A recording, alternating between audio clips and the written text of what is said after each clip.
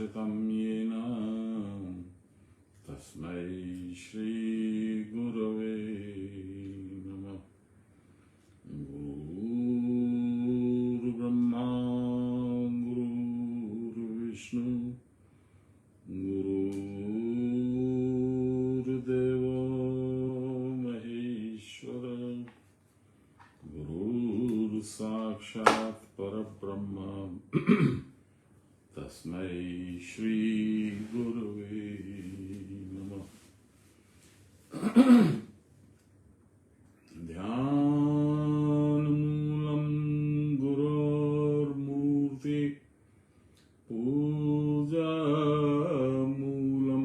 गुरोर्पदं मन्त्रमूलं गुरोर्वाक्यं मोक्षमूलं गुरोर्कृपां ब्रह्मानन्दं परमसुखदं केवलं ज्ञानमूर्तिं द्वन्द्वातीतं गगनसदृशं तत्त्वमस्यादिलक्ष्यम् एकं नित्यं विमलमचलं सर्वदा साक्षिभूतं भावातीतं त्रिगुणरहितं सद्गुरुं तं नमामि सद्गुरुं तं स्मरामि सद्गुरुं तं भजामि।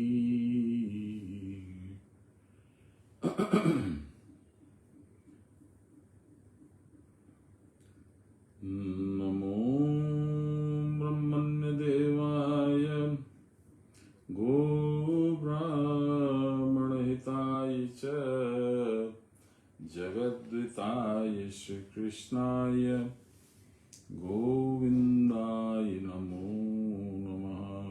मूकं करोति वाचालं पंगुं लंघयते गिरिं यत् कृपातमहं वन्दे परमानन्दमाधवं। नमो शुभमविद्यां योगशास्त्रे नमः। श्रीगुरुचरणकमलेभ्यो नमः। श्रीकृष्णाय नमः। माँ भवानी रुद्राणी दुर्गे देव्यै नमः। आज बिना किसी भूमिका के हम लोग सीधा अब अर्जुन अपने विषाद को व्यक्त कर रहे हैं उस जगह पे पहुंच रहे हैं। अर्जुन अब भगवान से अपने मन के विषाद को व्यक्त कर रहे हैं और बता रहे हैं कि वो क्यों लड़ना नहीं चाहते, और यहीं से गीता का प्रारंभ है।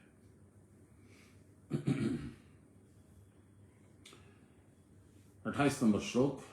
अर्जुन उवाच दृष्टिमान् स्वजनान् कृष्णयुत्सून समव्यस्थितान् सीदन्ति मम गात्राणि मुखं च परिशुष्यते। हे भगवान, जो मैं देख रहा हूं स्वजनान्, मेरे अपने लोगों को युद्ध के लिए सम्यक रूप से अवस्थित यानी दृढ़ होकर खड़े हुए, सीदंती मम गात्राणि, मेरा चमड़ी में वो शरीर हो रहा है, गर्म हो रहा है और मेरा मुख सूख रहा है। अर्जुन बोले, हे कृष्ण, युद्धार्थी इन सब मेरे आदमी जनों को सम्यक रूप से अवस्थित देखकर मेरा सारा शरीर अवसन्न हो रहा है। आप लोगों को यदि कभी वो इन्फ्लुएंजा हुआ होगा तो आपको कैसी फीलिंग होती है? लगता है कि शरीर में कुछ दम नहीं है, सब जगह थोड़ा थोड़ा हल्का हल्का फीवरिश, टायर्ड ऐसा लगता है, ऐसा लग रहा है अर्जुन को। और मेरा मुख अत्यंत सूख रहा है। आध्यात्मिक व्याख्या लहरी महाशय कह रहे हैं तेज के द्वारा व्यक्त हो रहा है। तेज कौन है? तेज अर्जुन है। कि जो लोग युद्ध में उपस्थित हैं, हे भगवान, वे तो सभी अपने ही लोग दिख रहे हैं, इधर भी उधर भी। मेरा शरीर विषाद को प्राप्त हो रहा है और मेरा मुंह भी इसी कारण से सूखा जा रहा है। लहरी महाशय का शुद्ध ट्रांसलेशन, इसमें अध्यात्म में किसी बात को उन्होंने नहीं कहा।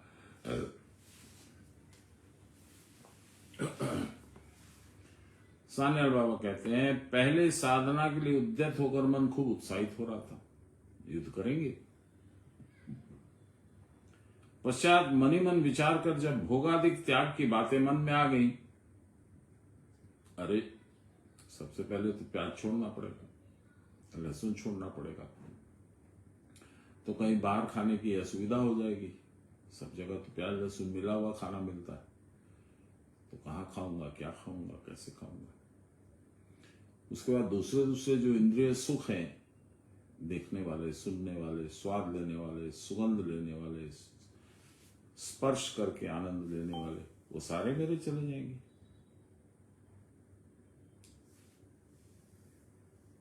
क्या करूं प्रभु, मुझसे तो ये युद्ध होता नहीं दिख रहा है, मुझे तो आप माफ ही कर दो।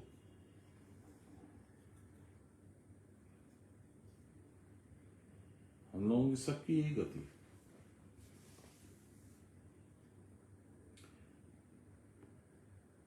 किसी प्रकार का विषाद उपस्थित होने पर शरीर अवसन्न हो जाता, मुंह सूख जाता, मन में दुश्चिंता होने लगती है, यह मैं क्या कर रहा हूं, साधन करके क्या खाक मिलेगा, यह मैं नहीं जानता हूं, परंतु आपाततः फॉर द टाइम बीइंग अनेक आराम तो मुझे छोड़ने ही पड़ेंगे, तो मुझे दिख ही रहा है। इस प्रकार साधन आदि क्या अंत तक कठोरता पूर्वक मैं चला पाऊंगा।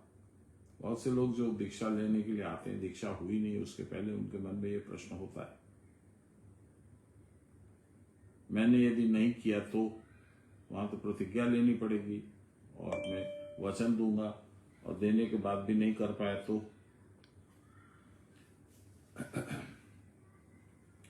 यदि नहीं चला सका तो यह सब प्रयास परिश्रम व्यर्थी तो हो रहा है। इन सब दुर्भावनाओं से शरीर अवसन्न और मुंह शुष्क होने लगता है। वस्तुतः जब तक इंद्रिय परायणता है तब तक ये सब भय जाएंगे। जब तक इंद्रियों को हम अपना मालिक मानते हैं, इंद्रियों की कहे हुए अनुसार चलते हैं, तब तक ये होगा। यदि विचार करके देखा जाए तो आत्मा ही तो हमारा सर्वस्व है। उस आत्मा के दर्शन के लिए यदि सब सुखों का त्याग करना भी पड़ता है, तो यह शरीर नष्ट भी हो जाता है, तो उसे भी स्वीकार कर कमर कस करके साधन में लग जाना ही यथार्थ मनुष्यत्व है। नहीं तो क्या है? पशुत्व। नहीं तो भोजन पान के लिए जीना पशु जीवन यापन के तुल्य लीजिए। वे पथुश्च शरीरे मेरो महर्षश्च जायते गांडीवम संस्त्रस्ते हस्तात्वक्तैव परिदह्यते। मेरे सारे शरीर में कंपन और रोमांच हो रहा है प्रभु। हाथ से मेरा गांडीव धनुष भी स्खलित हो रहा है, गिर रहा है, और चर्म मानो दग्ध हो रहा है, जैसे मेरी चमड़ी जल रही हो। लहरी महाशय, देख रहा हूं मेरा शरीर विपथगामी हो रहा है, उल्टे रास्ते जा रहा है।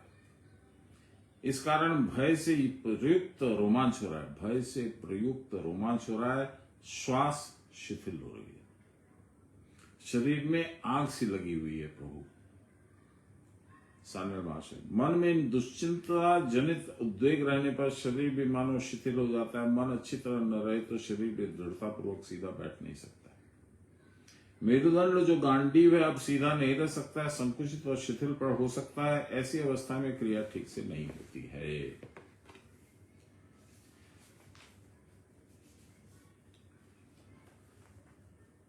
30 नंबर श्लोक।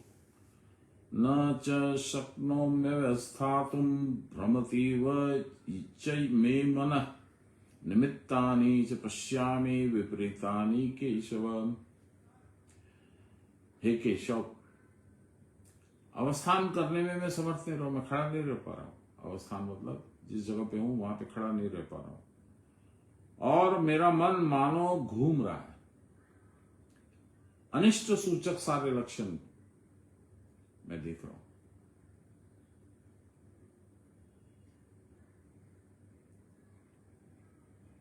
मेरे एक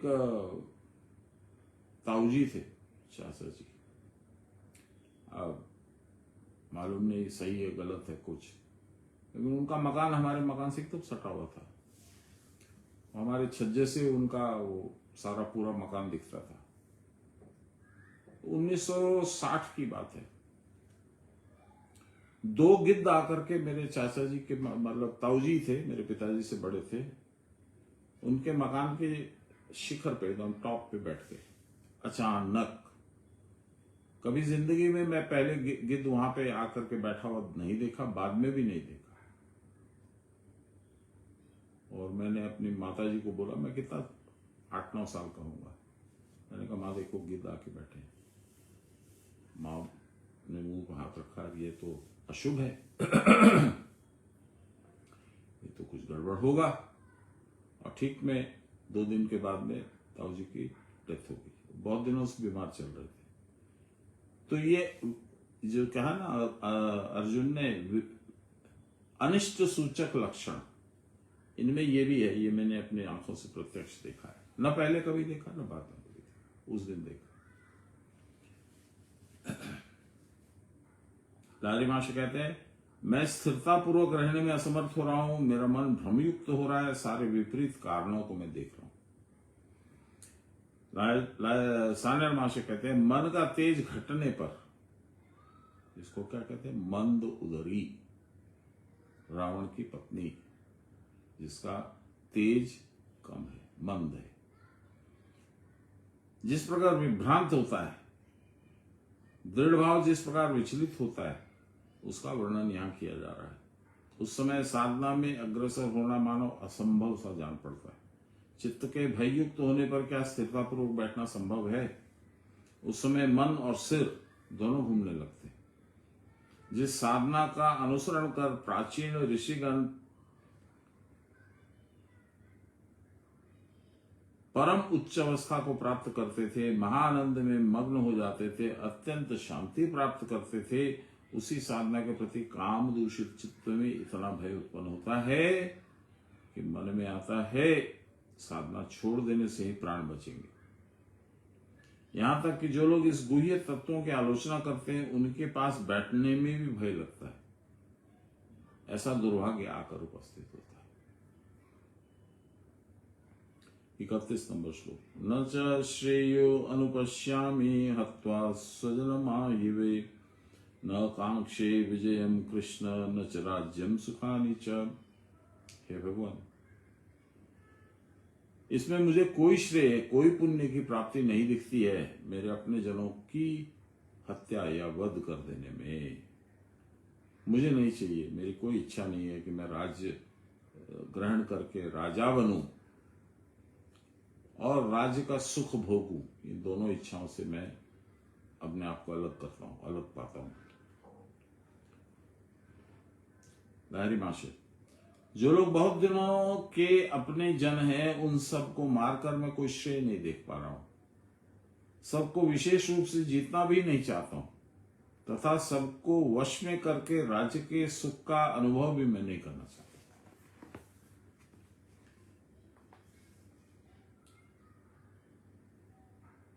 मनुष्य सदा ही शरीर और इंद्रियों का भोग चाहता है, उसी में अभ्यस्त है। इसलिए द्रोण हमारे गुरु है। संस्कार बचपन से हम वही चाहते, वही हमको मिलता भी है।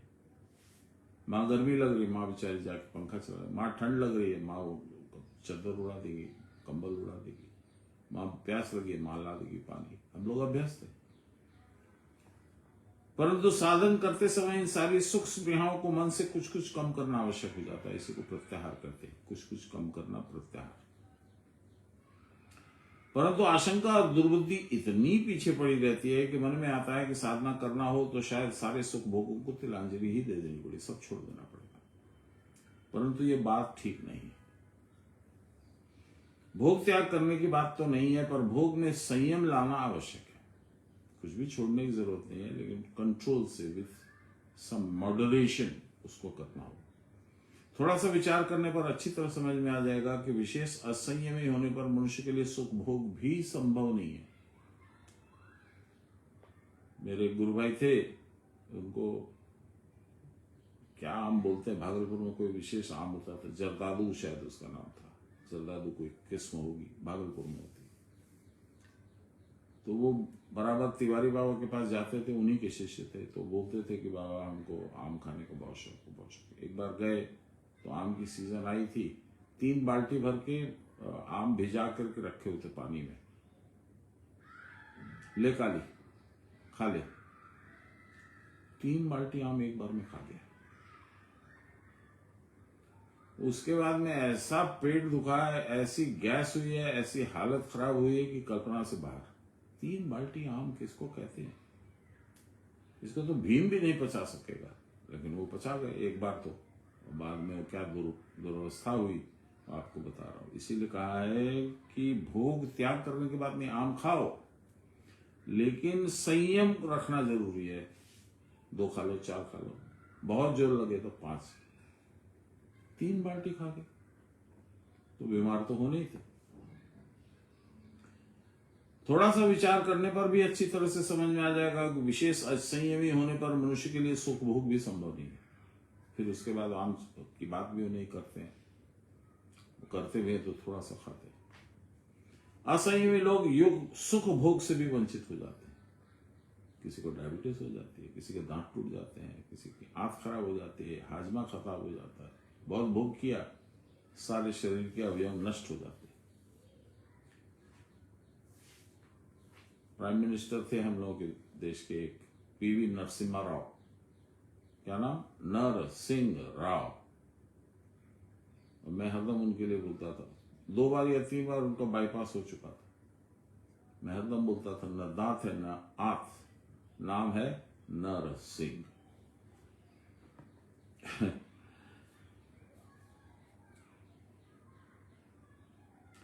तथापि यह भी तो ठीक ही है कि सुख भोग से वंचित होते नहीं है, तब भी निरंतर इंद्रिय सुख भोग की ओर दृष्टि रखने पर साधन भजन नहीं होगा। यदि कोई असंयत होकर साधना करता भी रहे तो उससे साधना का फल नहीं मिलेगा। इसलिए गुरु लोग शिष्यों को सतर्क कर देते हैं कि परिश्रम करके साधन करना और उपयुक्त फल प्राप्त न होना असंगत है। इसी कारण वे आहार विहार में संयम का अभ्यास करने की बात कहते हैं। 16वें अध्याय में, 17वें अध्याय में ये हम लोग पढ़ चुके हैं 2 बार 3 बार, फिर पढ़ेंगे जब आएंगे तब। ये युक्त आहार विहारस्य युक्त चेष्टस्य कौशल, ऐसे करके एक श्लोक है, और भी बहुत सारी बातें बताई गई, भगवान ने बताई। संयम की बात सुनकर पहले भय होता है कि संयम तो इंद्रिय आदि का एक बार की उपवास नहीं है, छोड़ देना तो नहीं है।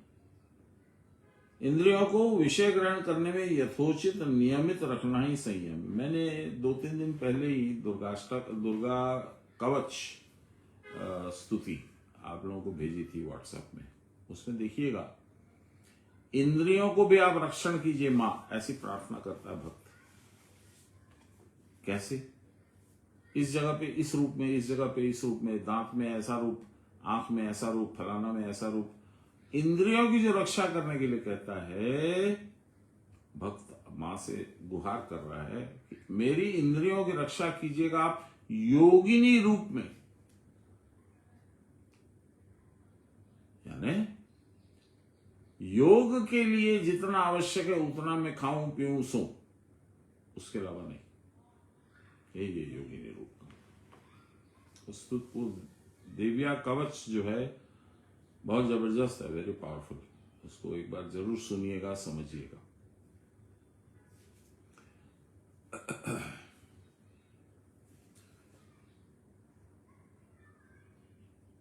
इस प्रकार प्रतिदिन नियमित रूप से संयम का अभ्यास करते रहने से मनुष्य देवता बन जा सकता है, और साथ ही इसमें कोई विशेष क्लेश भी होने की संभावना नहीं रहती।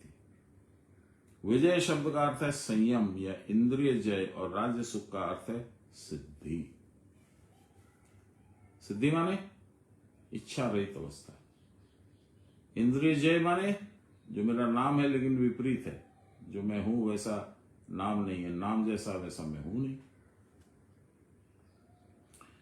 यह सब साधना द्वारा हो सकता है, पर अनिश्चित है। आपके प्रयास पे निर्भर करता है। जितना प्रयास करोगे उतना गुरु कृपा मिलेगी तो हो भी जाएगा। अनिश्चित सुख के लिए वर्तमान विषय भोग के त्याग से कोई मंगल या शांति की प्राप्त होगी, यह बात साधारणतः समझ में नहीं आती। Generally people don't understand this. 32 number श्लोक। किं नो राज्येन गोविंद किं भोगैर्जीवितेन वा येषामर्थे कांक्षितं नो राज्यं भोगा सुखानि च। हे गोविंद, गोविंद नाम क्यों पड़ा है? गो मतलब इंद्रियां, विंद माने बिंदु में रह करके जो उनको संभालते हैं, ऋषिकेश। हे गोविंद, हमको राज्य से क्या लेना है, भोग या जीवन से क्या। अपना फोन अनलॉक करें। अगर आपने लॉक स्क्रीन की सेटिंग अपडेट की है तो मैं अगली बार स्क्रीन लॉक होने के दौरान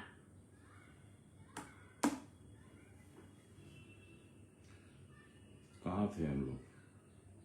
भोग या जीवन से मुझे क्या प्रयोजन, जिनके लिए हमको राज्य भोग और सुख आकांक्षित है। किनके लिए? अपने जनों के लिए। और वही अब नहीं रहेंगे तो इनको लेके मैं क्या करूंगा? देखिए बाबा क्या बोलते हैं।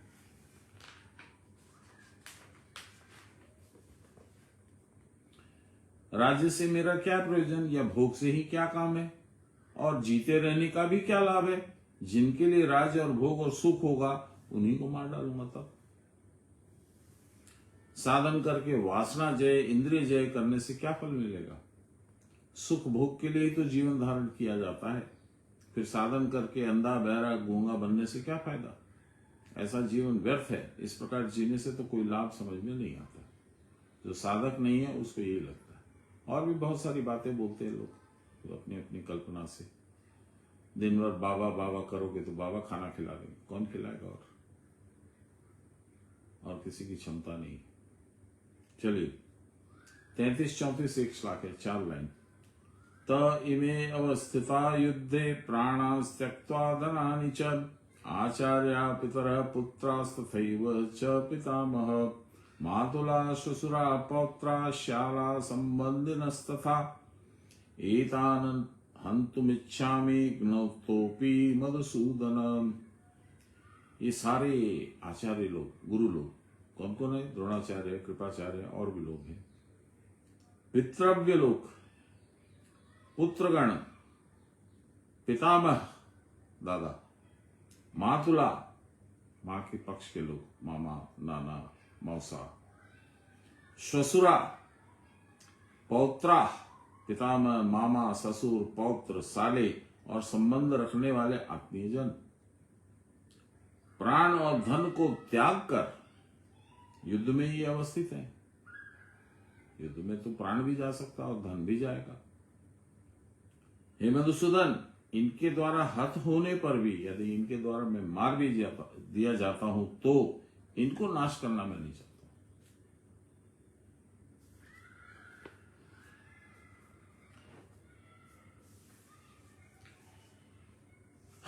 आध्यात्मिक व्याख्या लारी माशे। धन अर्थात इंद्रिय सुख, प्राण इंद्रियों की सुख इच्छा दोनों ही त्याग करके युद्धेच्छा कर रहे हैं। चिरकाल के ढंग, चंचल स्वभाव, द्वेष और हिंसा, कर्म धर्म कर्म में भय, सब में इच्छा, कुमति, अधिक भय, परिहास, मान, इनके कारण यदि मेरी मृत्यु भी हो जाए तो भी मैं इनको त्याग करके मार डालना नहीं चाहता हूं। लारी माशे ने 2 लाइन बोली। सान्याल बाबा बोल रहे हैं, योग साधन करने से अनेक विभूतियां प्राप्त होंगी, अनेक दर्शन श्रवण आदि होंगे। श्रवण माने सुनना। अनभिज्ञ व्यक्ति इन्हीं लोगों से साधना शुरू करता है। कुछ दिखेगा, कुछ सुनेगा, परंतु पश्चात जब समझ में आने लगता है कि देखना, सुनना या कोई शक्ति प्राप्त करना योग साधन का मुख्य उद्देश्य नहीं है, बल्कि इंद्रियों की वृत्तियों और सब प्रकार की चित्त वृत्तियों का निरोध ही वस्तुतः योग है, तो वह हताश हो जाता है और सकाम साधक की साधना में फिर आस्था नहीं रहती। फेथ, ही लूजेस फेथ। मन में आता है कि इतना परिश्रम और साधना करके अंत में बहरा गूंगा अन्यथा बंद कर रहना पड़ेगा। तब इस प्रकार की साधना में परिश्रम करना केवल व्यर्थ समय नष्ट करना ही तो है। पहले सुना था कि साधन करने से अनेक प्रकार की बातें देखने और सुनने में आती है, परंतु अब देखता हूं कि ऐसा तो नहीं है। जो इन सब चीजों को देखेंगे या देखकर सुनकर जिन्हें सुख मिलेगा, वे सारी इंद्रियां और मन सबके सब इस युद्ध में मरने के लिए तैयार है। फिर मैं देखूंगा कैसे, एंजॉय करूंगा कैसे? यदि वे ही मर गए तो दर्शन श्रवण करेगा कौन? अब सोचता हूं कि वैसा न करके युद्ध न करना ही ठीक है। वे यदि हमको मार भी डाले तो ठीक है, अर्थात इंद्रियों के हाथ आत्मसमर्पण कर देने पर वे सब मिलकर तो मारेंगे ही, क्योंकि भोग में डूब जाने पर फिर आत्म चैतन्य का विकास न प्राप्त हो सकेगा। वह हो या न हो, गुमसुम होकर निर्जन में बैठे रहना, इंद्रियों की भोग सुख से वंचित करके दुख देना, इनकी अपेक्षा भोग में डूबकर मर जाना ही शायद ज्यादा अच्छा है। ये सब विचार शुरू में आते हैं।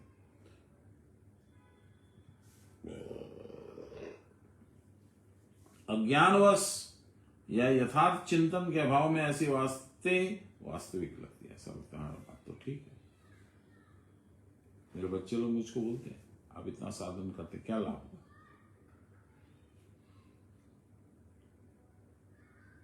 मेरे साले लोग बोलते थे अपने पिताजी के लिए, यानी उनके ससुर जी के, मेरे ससुर जी के लिए, इतना साधन के सारी जिंदगी, लास्ट में तो पैसा भी नहीं था, ये भी नहीं था, वो भी नहीं था, क्या हुआ फायदा? क्योंकि हमारा फोकस ही अलग है।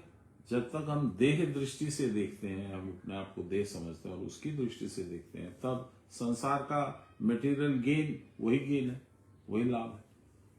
और जब देह के परे देखते हैं, आत्मा को देखते हैं, भगवान को देखते हैं, तब उनकी प्राप्ति ही उचित प्राप्ति है।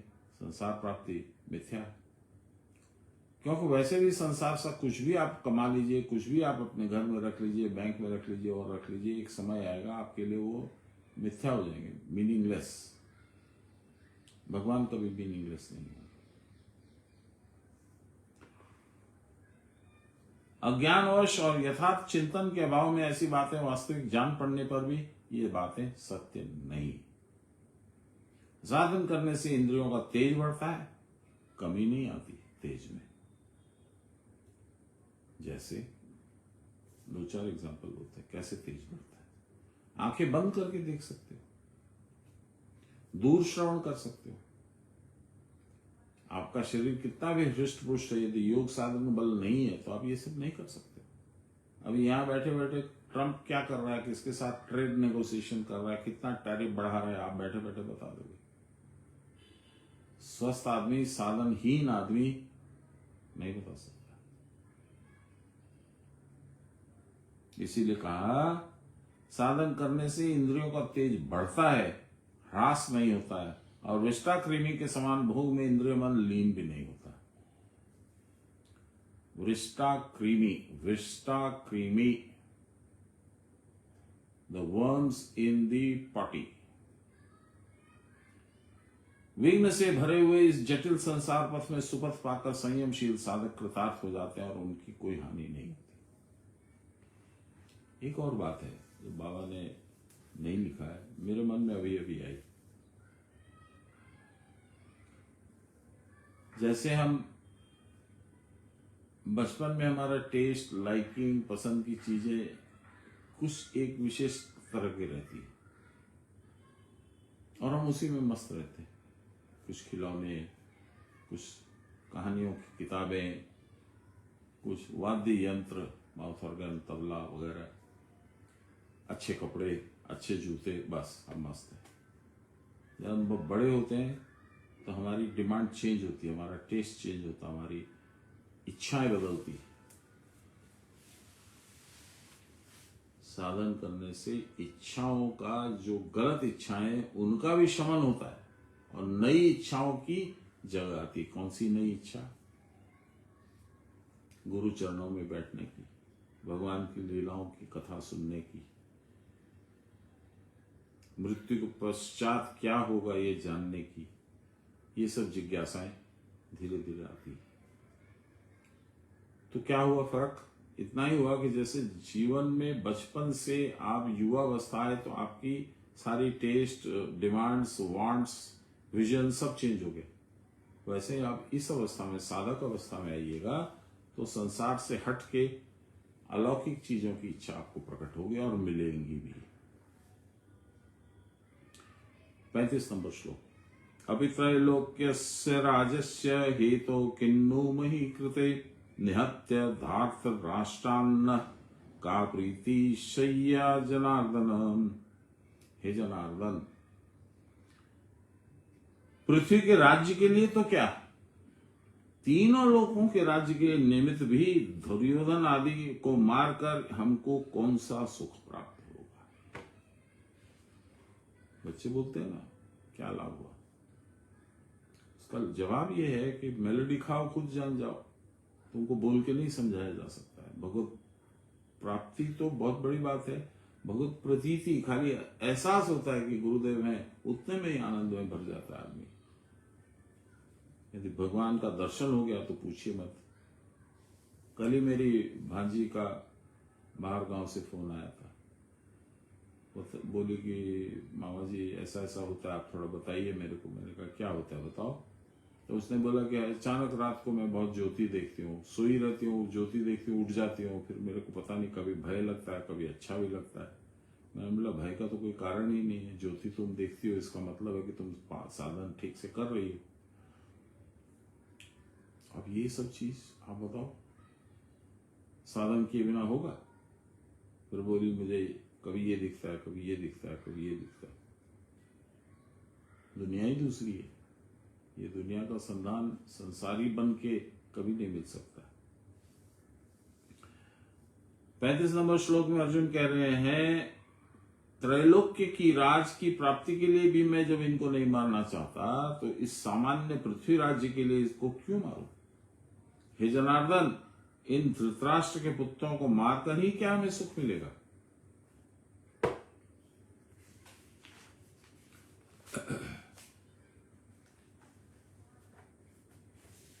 लहरी माशे, त्रिलोक का राजत्व भी मिले तो मन के 100 पुत्रों को मारने से कोई लाभ नहीं और संतोष नहीं मिल सकता।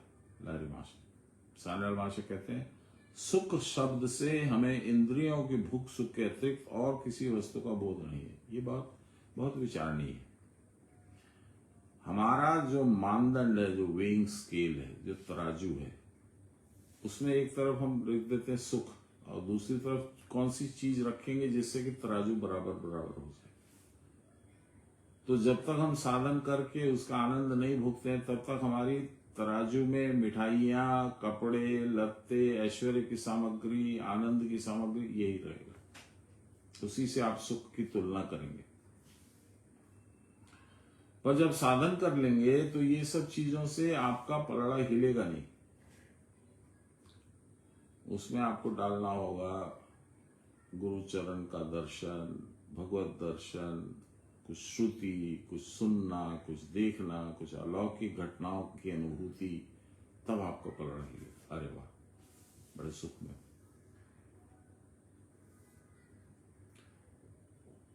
त्रिलोक का राजत्व यानी मूलाधार ग्रंथि, हृदय ग्रंथि और जिह्वा ग्रंथि, इनका भी यदि भेद हो जाए तो क्या तुम कह सकते हो कि इसमें इंद्रियों के भोग जनित सुख की अपेक्षा अधिक सुख मिलेगा। यह अर्जुन का प्रश्न है। यदि नहीं मिलता है तो इंद्रिय सुख को नष्ट करने से क्या फायदा। तो जो हमको जो आनंद आ रहा है, अभी हम खाने पीने मौज करने में जो आनंद करते हैं, उसको हम क्यों छोड़े। 36 नंबर श्लोक।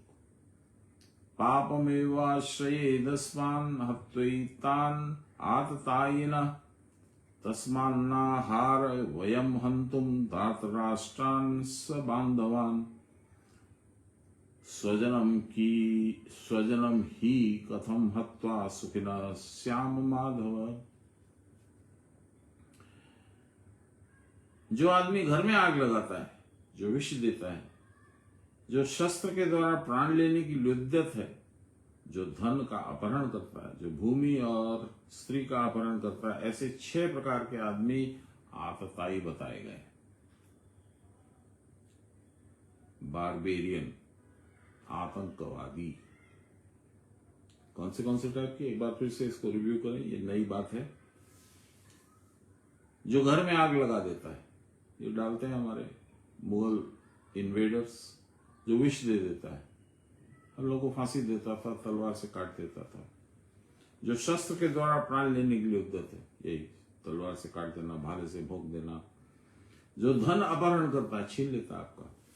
जो भूमि और स्त्री का अपहरण करता है, इसको काटो, इसकी पत्नी को अपनी पत्नी बनाओ।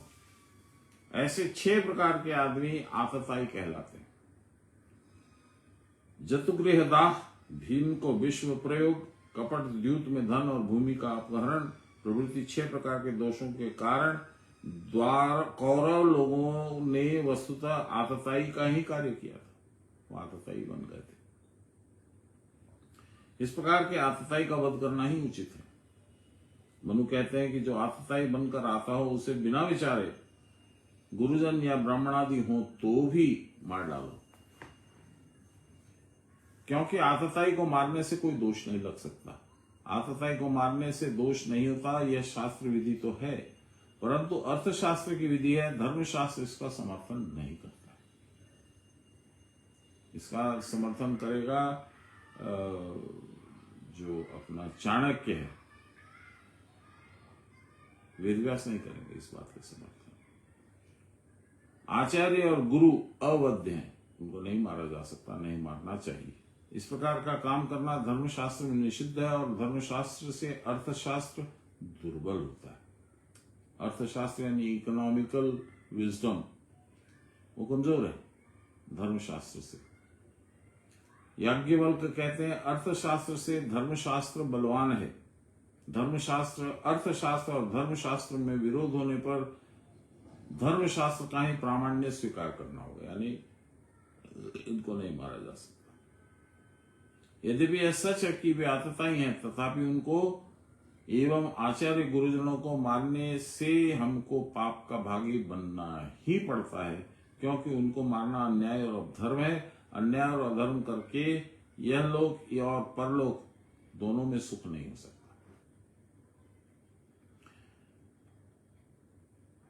आपको मालूम है भगवान राम जब अयोध्या लौट के आए रावण वध करके, रावण राक्षस था, आधा ब्राह्मण था, बहुत ज्ञानी था, उसका वध किए भगवान। तो ब्राह्मण कुल में जन्मा था रावण, इसलिए ब्राह्मण ही माना गया, हालांकि उसके आचार विचार सब राक्षसी थे। तो भगवान राम का जब राज्याभिषेक हो गया, उसके बाद नैमिषारण्य में जाके उन्होंने साधन किया और ब्रह्म हत्या दोष से अपने आप को निवारण किया, बचाया।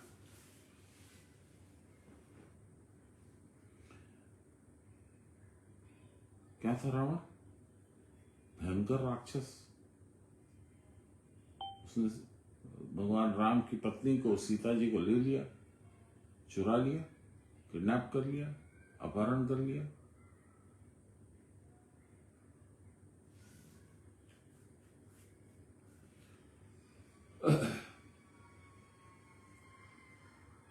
लाहिरी महाशय इस श्लोक के बारे में कहते हैं, मेरी आत्मा में जो पाप जान पड़ता है उसके लिए मन के स्वजन बांधव को मैं मारने की इच्छा नहीं करता।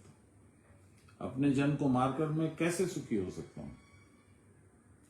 सान्याल महाशय कहते हैं, मन के स्वजन है इंद्रियां, जो मन को विषय भोग कराती हैं।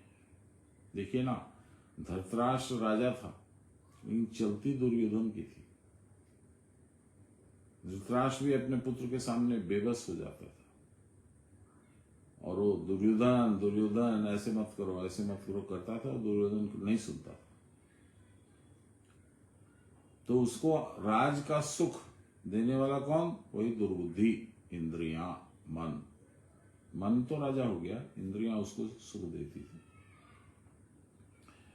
मन के स्वजन है इंद्रियां, जो मन को विषय भोग कराती है। ये सब धर्म और साधन पथ के विरोधी तो हैं, परंतु इनको मार डालने से क्या धर्म की रक्षा हो सकती है? बल्कि मैं तो देखता हूं, ये अर्जुन कह रहा है, कि इनके नष्ट होने पर ही अधर्म होगा और हम सुखी भी ना हो पाएंगे। मर भी गए और हम सुख भी नहीं पा रहे हैं, क्योंकि योगाभ्यास के द्वारा और नाना प्रकार के अलौकिक दर्शन और श्रवण आदि के द्वारा इंद्रियां ही तो सुखी होती हैं। बाबा कहते नहीं, हमको बोला था बाबा ने, यह बात झिक आगे कहो और आगे और बढ़। वो इंद्रिया और मन ही यदि न रहे तो साधनादि करके उसके फल का भोग कौन करेगा? अतः इंद्रिय और मन को बचाए रखना आवश्यक है उनका नाश करके हमको सुख मिलेगा, हम इस तरह की आशा नहीं कर सकते। ये अर्जुन बोल रहे हैं। 37 नंबर श्लोक।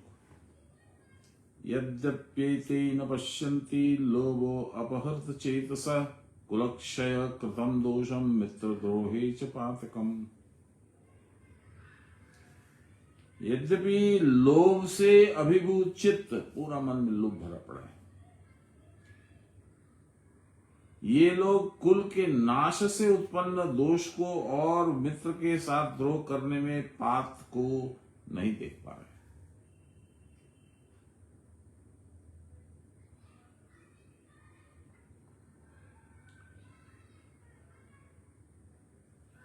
ये अर्जुन पांडव ये कौरव पक्ष के लिए बोल रहा है। ये लोग नहीं देख पा रहे हैं, इनके मन में बहुत लोभ है कि पूरा राज्य हम लोग लेंगे और सब आनंद हम ही लोग करेंगे, पांडव लोग को नहीं देंगे।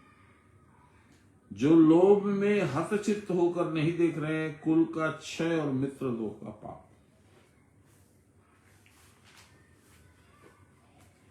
हम मन के आवेग से जो कुछ भी करेंगे उसमें शरीर और इंद्रिय क्षय कुछ न कुछ तो होगा। अंततः व्यर्थ के कामों में आयु क्षय और श्वास नष्ट होंगे। आयु क्षय, age, your life will be reduced. और श्वास, प्राणापान आदि क्रिया योग के द्वारा श्वास क्षय का निवारण होता है और भला बुरा जो कर्म हम करते हैं उसमें आयु क्षय होता है। प्राणायाम से आयु बढ़ती है और दूसरे कर्मों से कमती है। कैसे बढ़ती है?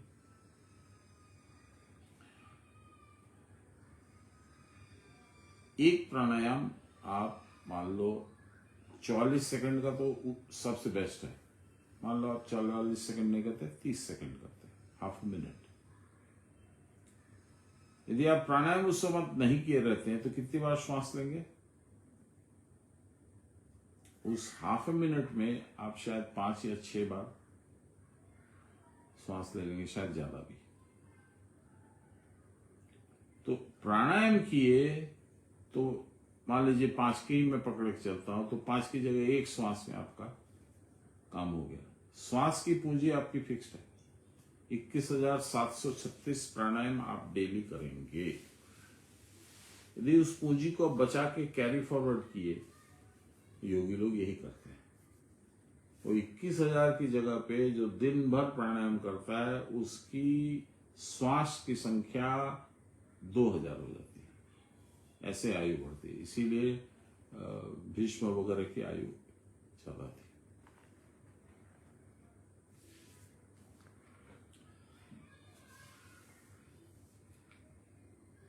दुर्मति आदि भोग की लालसा में हतचित होकर इंद्रिय शक्ति का लोप तक कर सकते हैं। अधिक भोग लालसा में इंद्रिय शक्ति का क्षय होने पर अपनी शक्ति का ही क्षय होता है।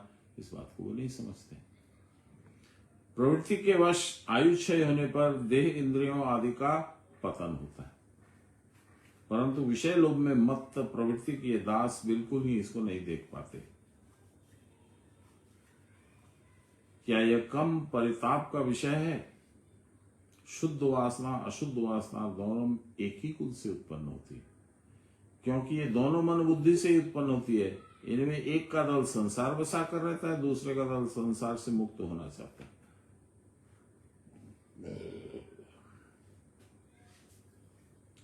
38 नंबर श्लोक।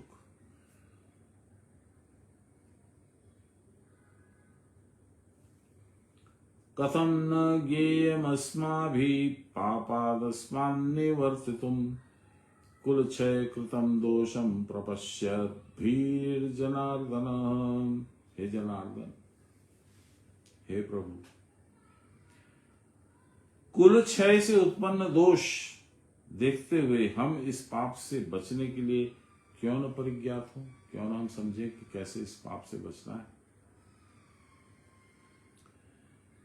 क्योंकि हे जनार्दन, कुल क्षय से उत्पन्न दोष देख करके भी इस पाप से बचने के लिए क्यों न हम उपाय जान ले, अर्थात युद्ध निवृत्ति के लिए सोचना हमारा कर्तव्य है। ऐसा अर्जुन का अब विचार है। अभी तक यही विचार दे रहा है। कौन सा कुल का क्षय हो रहा है? आपका कुल में कौन कौन है? राजा हैं धृतराष्ट्र, मन। उनके बेटे हैं 5 कर्मेंद्रिय, 5 ज्ञानेंद्रिय, और 10 दिशाओं में धावत, इसलिए 100।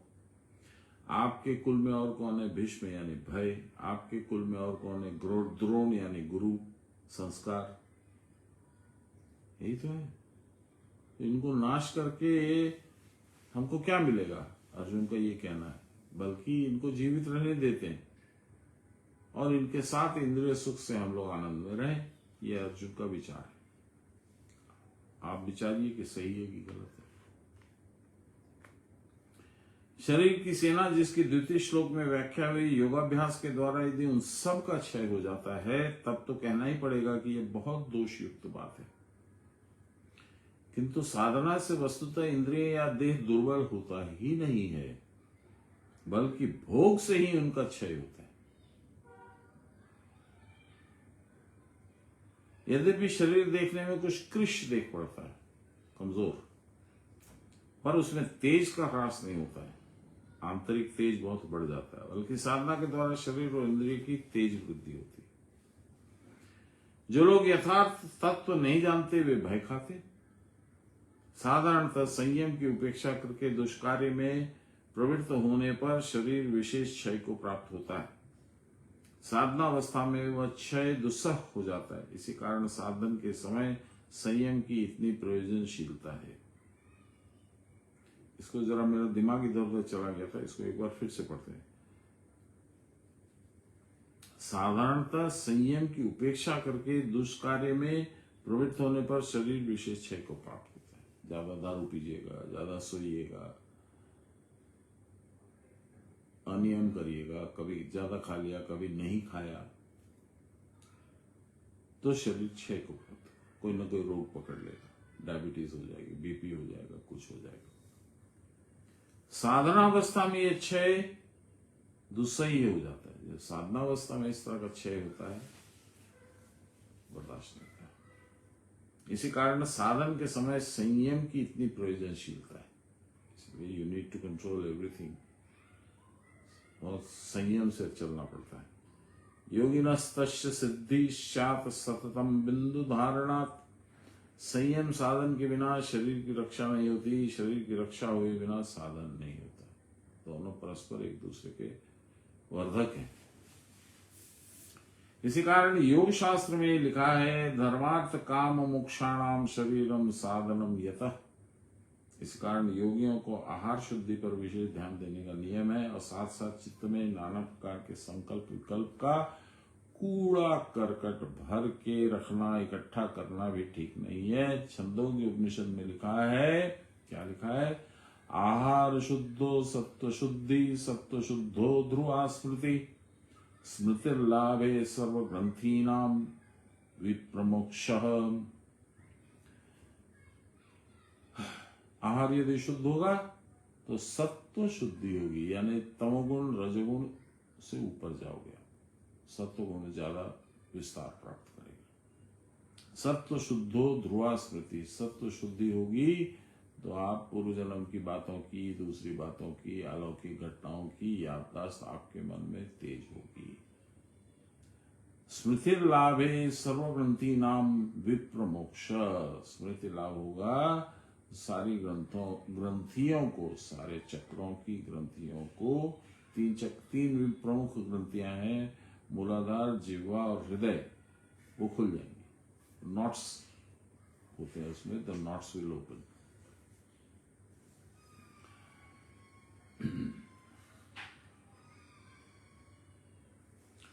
आज का अंतिम श्लोक पढ़ते हैं, 39।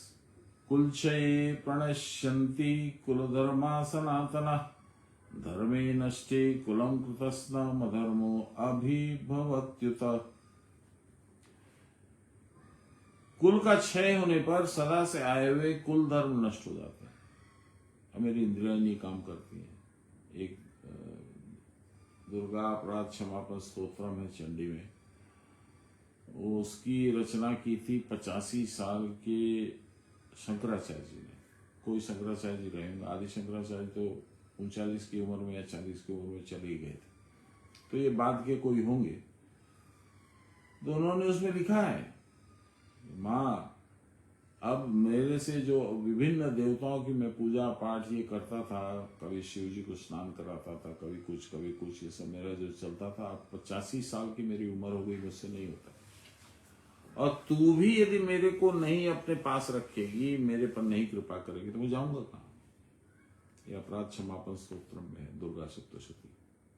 वही यहाँ कह रहे हैं, देखिए क्या कहते हैं, कुल का क्षय होने से सनातन कुल धर्म नष्ट हो जाएगा। अनादिकाल से चला हुआ कुल धर्म क्या है?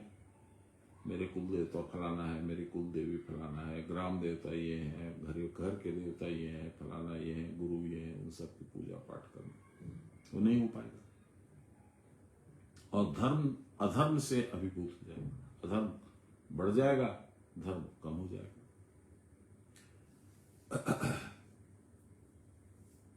सान्याल महाशय इसको बताते हैं, परंपरा प्राप्त आचार को प्राय हम सभी मानते हैं। हमारे घर में जो कुल देवता की जिस विधि से पूजा होती है वो करते हैं हम लोग, बिना क्वेश्चनिंग किए, बचपन से वही देखा है, हरदम से वही किया तो करते हैं। परंतु उस आचार का उद्देश्य हम नहीं जानते। ये देवता कौन है, इस विधि से क्यों इनकी पूजा हो रही है, इससे क्या फल हमको मिलेगा, बस चल रहा है। वे कुल परंपरागत कर्म भी ठीक तौर से नहीं होते। ये तो आप लोग देखते हैं, हम लोग की जो पूजा विधि होती है बड़ी विचित्र होती है। हम लोग साधन कर रहे हैं, कुछ मंत्रोच्चारण कर रहे हैं, हवन कर रहे हैं, बीच में सामग्री कम हो गई, घी कम हो गया तो आवाज लगा देते हैं, ए प्रदीप घी कम हो गया, ले। तथापि अंधविश्वास ने इतनी जड़ जमा रखी है कि इन कर्मों के न करने से कुल धर्म नष्ट हो जाएगा, ऐसा हम सोचा करते। एक बड़ा अच्छा उदाहरण दिमाग में आया। भगवान श्री कृष्ण अभी युवा अवस्था में थे, वृंदावन में ही रहते थे। तो वहां वो इंद्र की पूजा होती थी, तो उसमें घी दूध दही ये वो सब था, तो आया हुआ था। तो भगवान ने सारा पी करके उसको दूषित कर दिया। जब लोग बोले कि ये क्या कर रहे हो, तो बोले इसकी पूजा मत करो, उससे तो बढ़िया है ये पहाड़ की पूजा करो। इसीलिए पर्वतराज वहां पर है, गिरिराज बोला जाता है उनको। और गिरिराज की पूजा है, गिरिराज की परिक्रमा है। वृंदावन में ये परंपरा बाबा के टाइम से, मतलब भगवान के टाइम से है। क्यों? अब देखिए, इसमें हम लोग फंस जाते हैं। गिरिराज कौन है? ये गिरिराज कौन हुए? सुमेरु पर्वत, जिसके शिखर पे है सहस्रार, जिसके बॉटम में है कुटस्थ, जिसको उठा करके भगवान अपनी चिटकी उंगली से रखते हैं।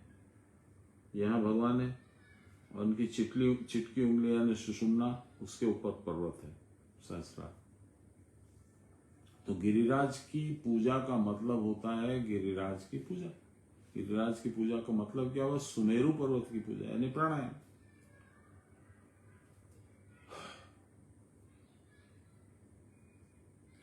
तो पूरी बात हम लोग जानते नहीं है, मानते नहीं है, इसलिए समझते नहीं है, उसी में फंसे रहते हैं। लोग वहां जाते हैं और जो नए बच्चे होते हैं या थोड़ा पढ़ लिखे होते हैं, जो सब चीजों पे प्रश्न करते हैं, ये क्यों, इसका क्या मतलब, उनको हम लोग सही जवाब नहीं दे सकते।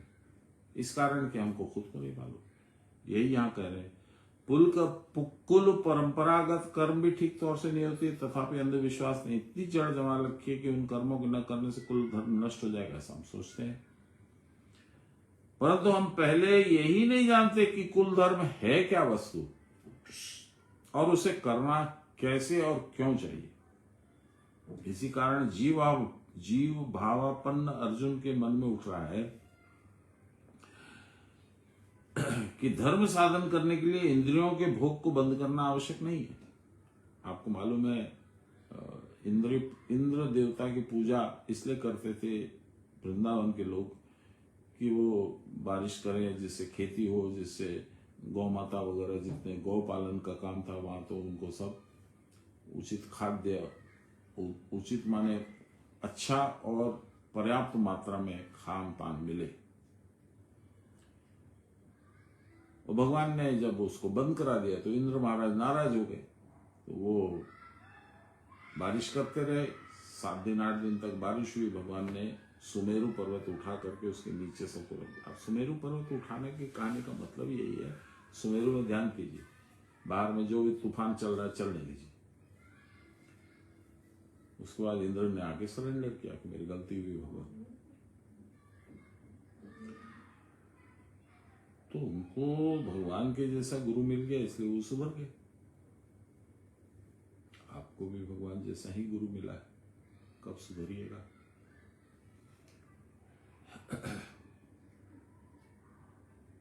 कौन कह सकता है कि भोग को बंद कर देने पर इंद्रिया विकार को प्राप्त नहीं होंगी? यदि इंद्रिया विकृत हुई तो फिर उसका उपाय क्या है? इस विषय भोग ही करें या साधन भजन ही करें? दोनों अवस्थाओं में सप्तदश अवयवात्मक सूक्ष्म देह, 10 इंद्रियां, पंच प्राण, मन और बुद्धि के बिना कुछ होने का नहीं।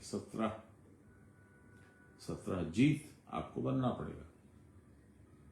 क्या क्या? 10 इंद्रियां, 5 सेंसरी, 5 वर्ग, 5 प्राण, प्राण अपान व्यान उदान समान, और मन और बुद्धि। इन 17 के बिना कुछ होने का नहीं है। इन सब की सामूहिक शक्ति को कुल कहते हैं। यह शक्ति मेरुदंड और मस्तिष्क में सन्निविष्ट रहती है। इसी का मस्तिष्क ही है। इसी कारण तंत्र में मेरुदंड को कुल वृक्ष कहा गया। प्रवृत्ति निवृत्ति के पारस्परिक युद्ध में इस कुल शक्ति का क्षय होता है। कुल शक्ति के नष्ट होने पर जीव के प्राण, मन, इंद्रियां सभी अधर्म के द्वारा अभिभूत हो जाते हैं।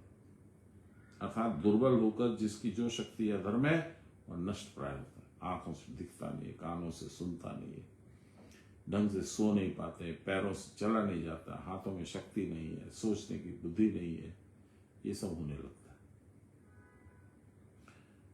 तो आज हम लोग यहीं रुक जाएं और आगे का कल हम लोग